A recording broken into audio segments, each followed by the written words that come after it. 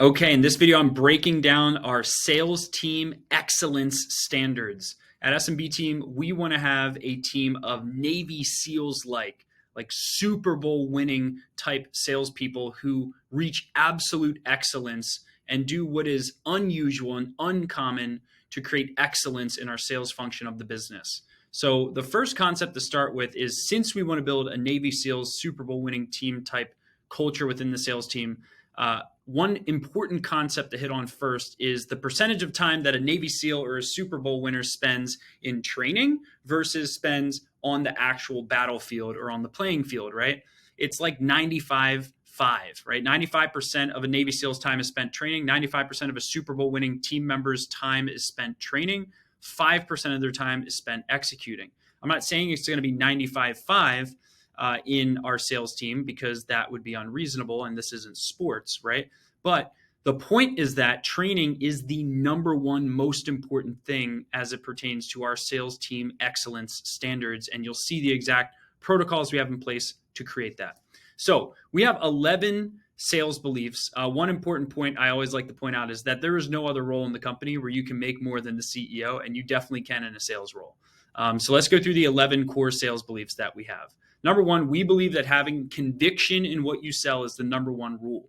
Okay, this is why during our morning huddles in our company, we always are sharing client wins. Just today, this morning, we had, I think, 5 client testimonials, 2 5-star Google My Business reviews that just came in, right? That's why we're always celebrating client wins, because if we don't have conviction in what we sell, especially in ourselves, the company, and the product that we sell, we're never going to make a sale. Number two, we have an outbound sales culture with the luxury of inbound leads. I believe that inbound leads make you weak. The more inbound appointments you have in your calendar, the softer you get. The more you look at that calendar at the beginning of the week and you think to yourself, gosh, I'm so busy this week, and then 50% of those calls don't show up, right? You are completely thrown off guard. But if you enter every week as though you have 0 appointments and you're just hunting all day, you're in an outbound mindset, and you just have the luxury of inbound leads booked on your calendar, you'll make 10 times the sales than the weaker salesperson who depends on their calendar to determine their future and their destiny, right?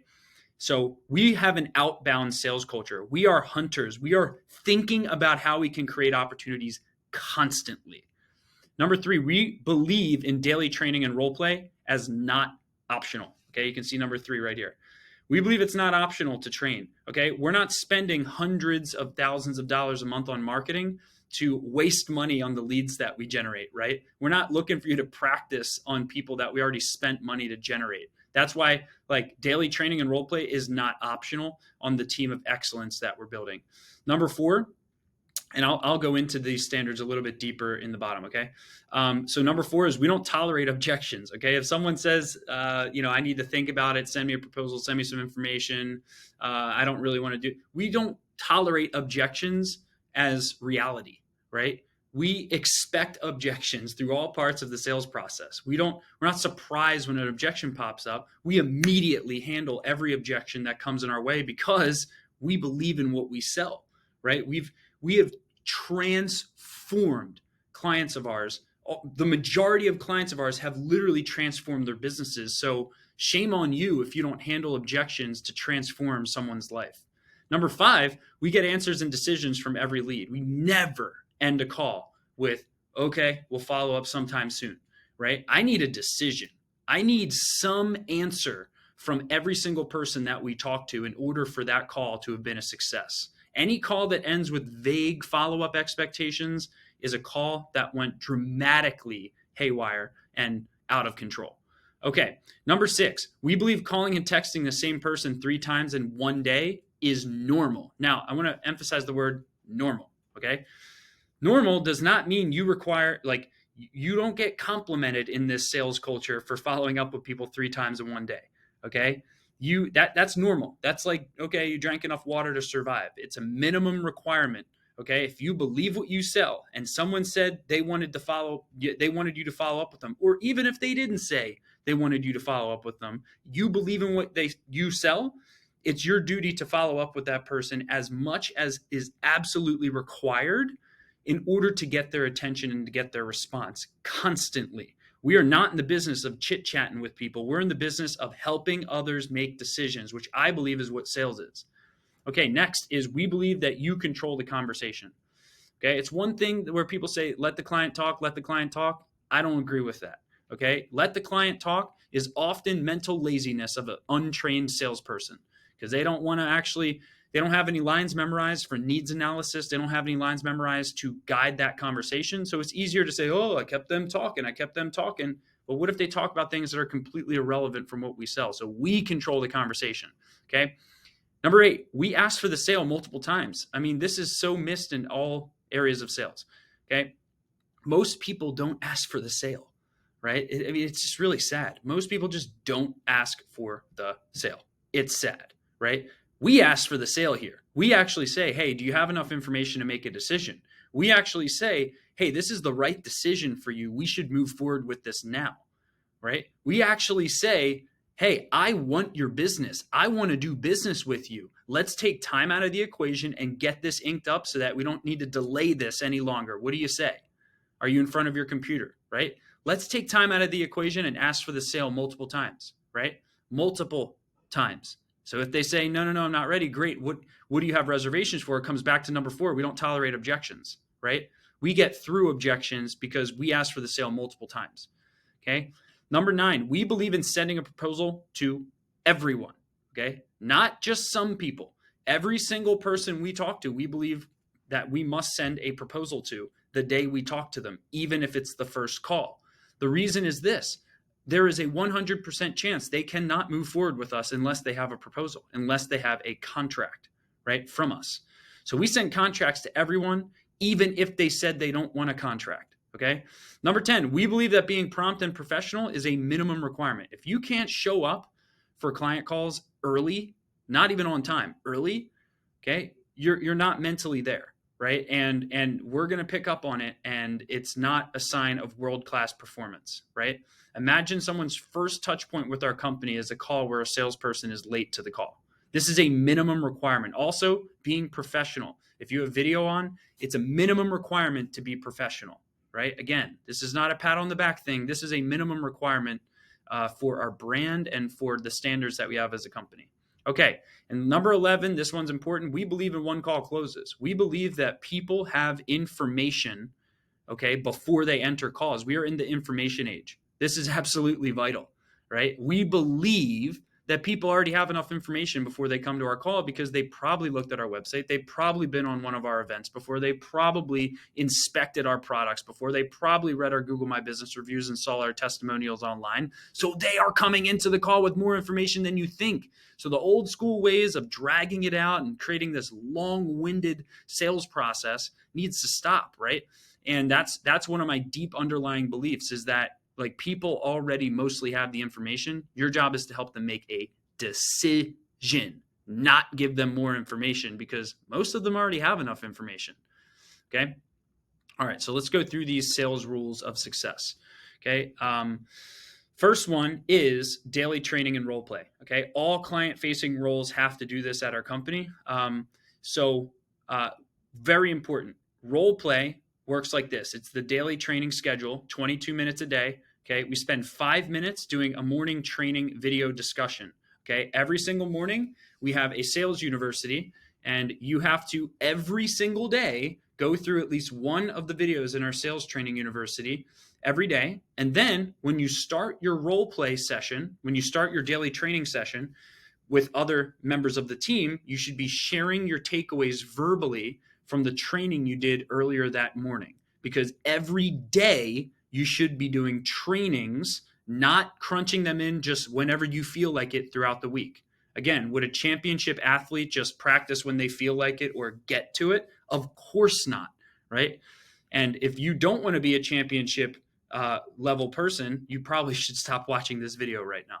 Okay. Number 2 is success story review every single day in our morning huddles, in meetings we have. We need to be bringing up the wins that our clients are having. This is so important because if you lose belief in what we sell, so will the clients and so will the prospects that you talk to. And last but not least, this is most important, level 1 role play. Okay. Level 1 role play is where we take what we trained on and we actually role play it, right? Now, role play is not where two people just give each other objections and randomly handle them without an intentional script. We follow something that's called level one role play.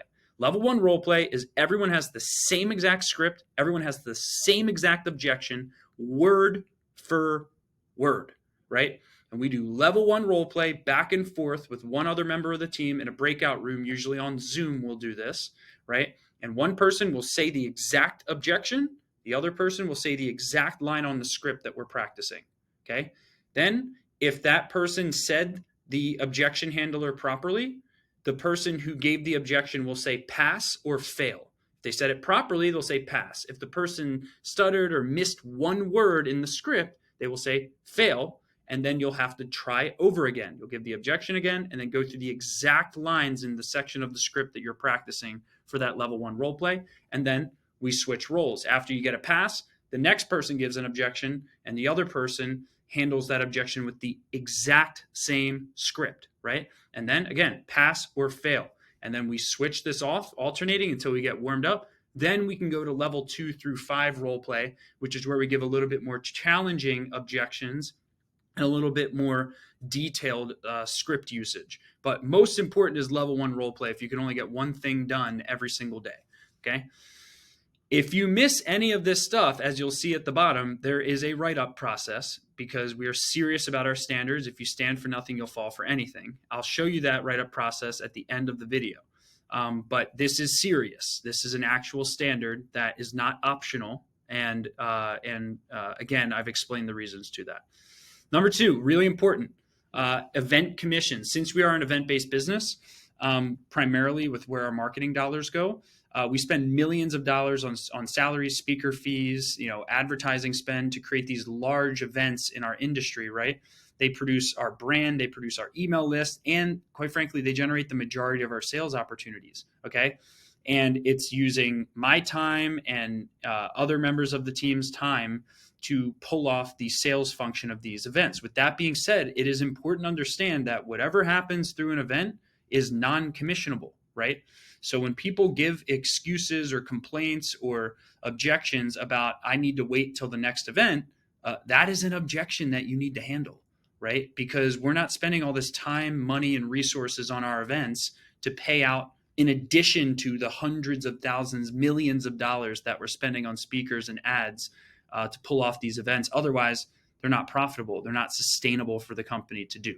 So close the clients while you are on the phone with them. Very important. Do not let them create excuses around going to the next event. Use an objection handler to pull time forward and get a decision before that event so they can get VIP treatment. Okay, next, ownership of leads and splitting deals. Super important, okay? Right here, okay?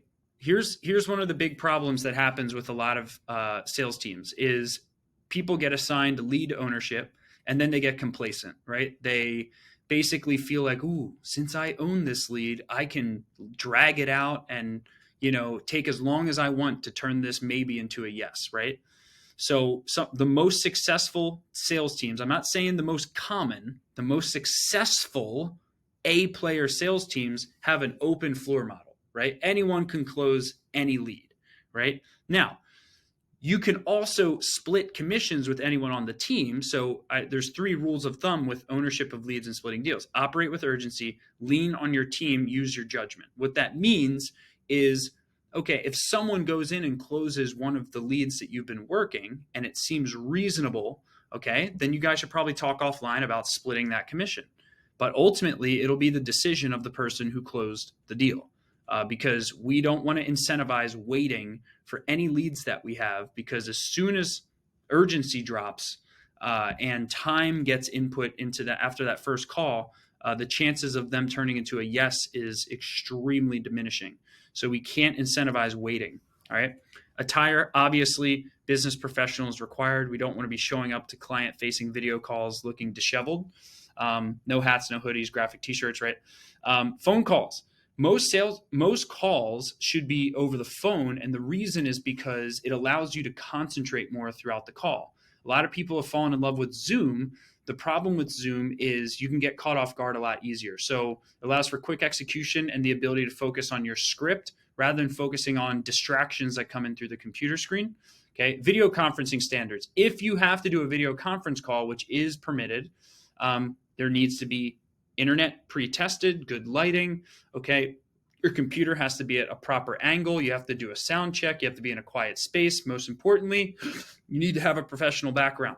This is vital, right? We don't want to have just some rant like your bed behind you if you work in your bedroom. That's so unprofessional to a client, and it's going to give them something to think about that could prevent them from moving forward. Okay, sales calls.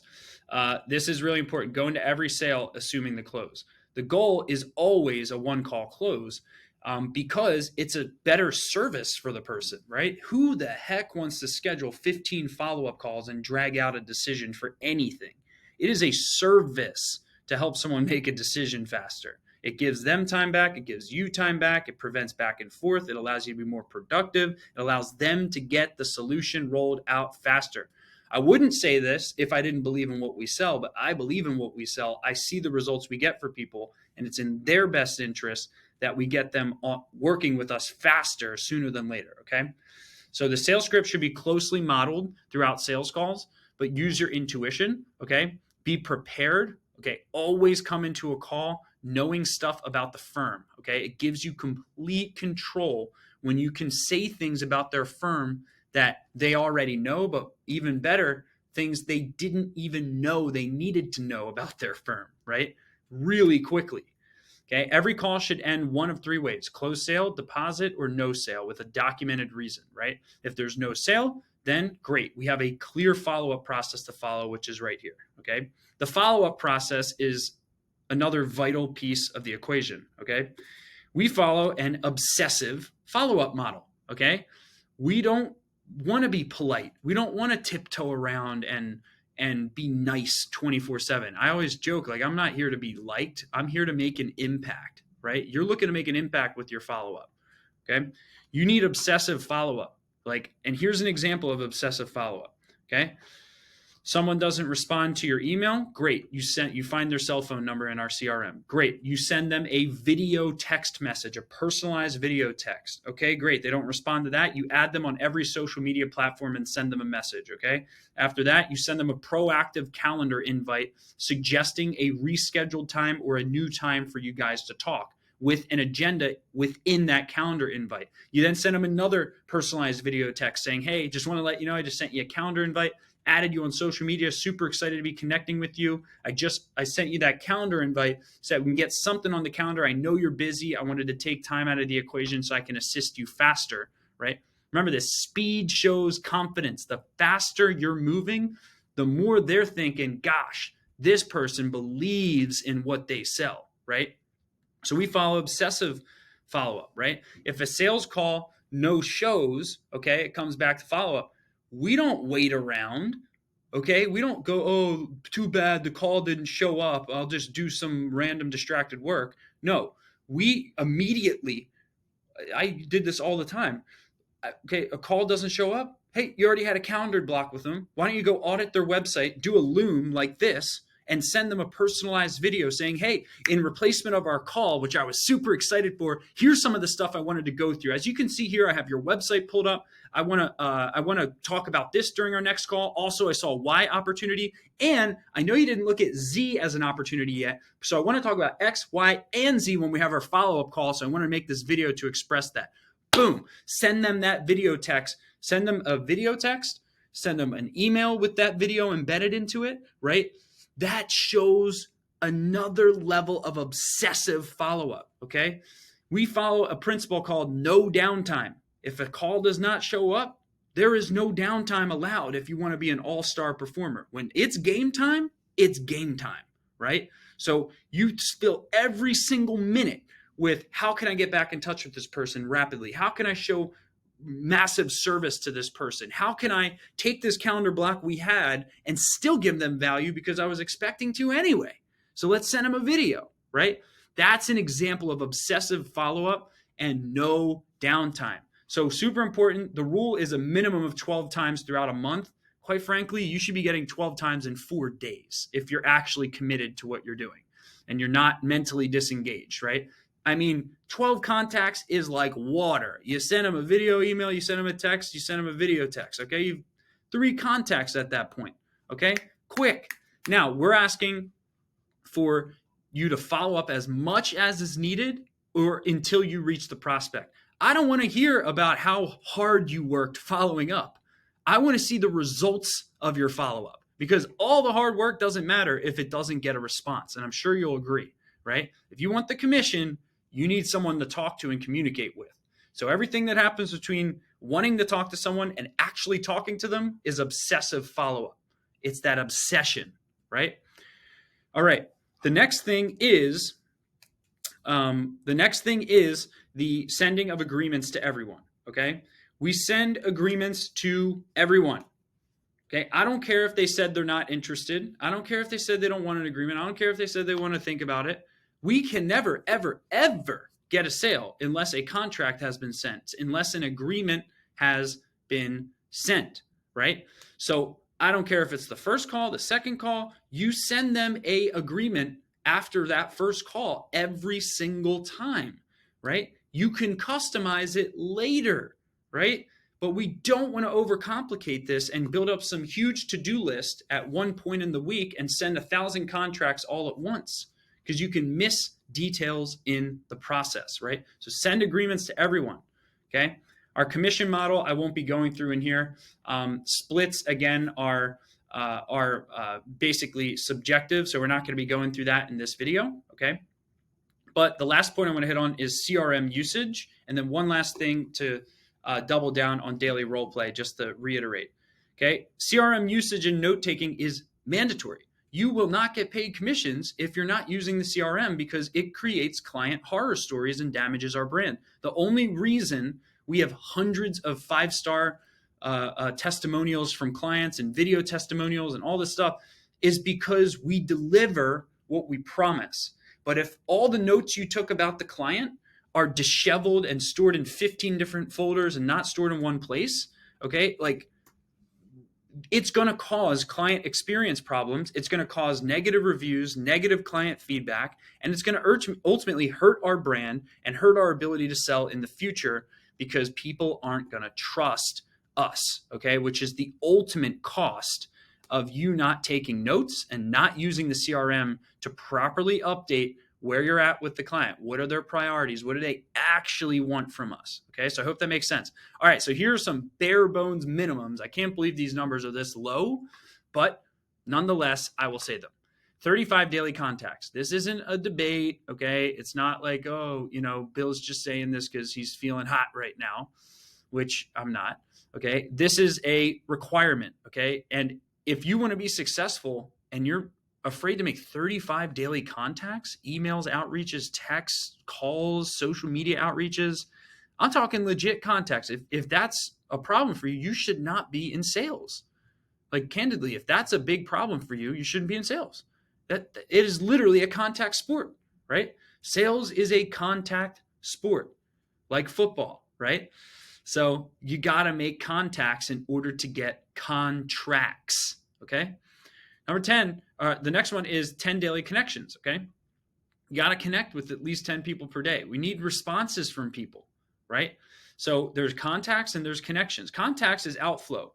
Connections is there's some sign of life on the other side. Someone said something back, right? So you need to turn the contacts into connections. So be strategic with your contacts, right?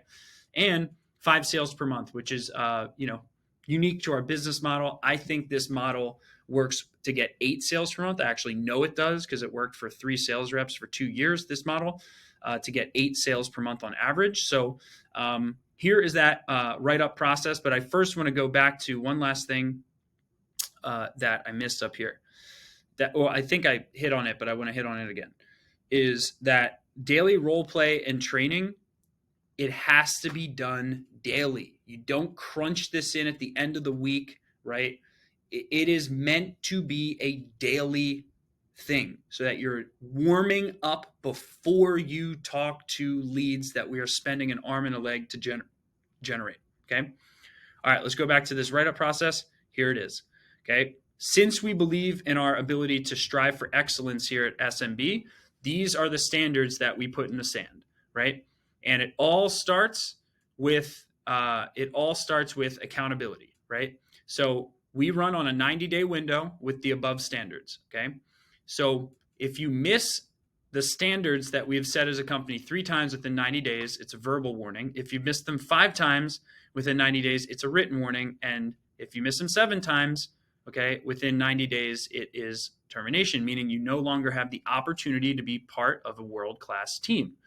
Okay, so that's pretty simple. A lot of these things are not difficult, and it requires a little bit of habit formation and a lot of motivation, quite frankly. But once you're in the flow and once you're reaching levels you've never reached before, it's pretty hard to stop. I'll tell you that much. So at the end of the day, though, results speak first. So what we said is, it may result in the following write-up process. Just because you miss these things does not mean you will inevitably be written up or follow this process. Because if your results are there and you find a different model that works better and you are exceeding our expectations, great. Teach us how we can edit this process, right? But if you're not exceeding our expectations, we have no choice but to put our foot down. Otherwise, again, if you stand for nothing, you'll fall for anything. So these are the world-class sales standards that we have as a company. Hope you enjoyed this video, and I hope you're ready to be a part of a Super Bowl winning sales team. Stay great.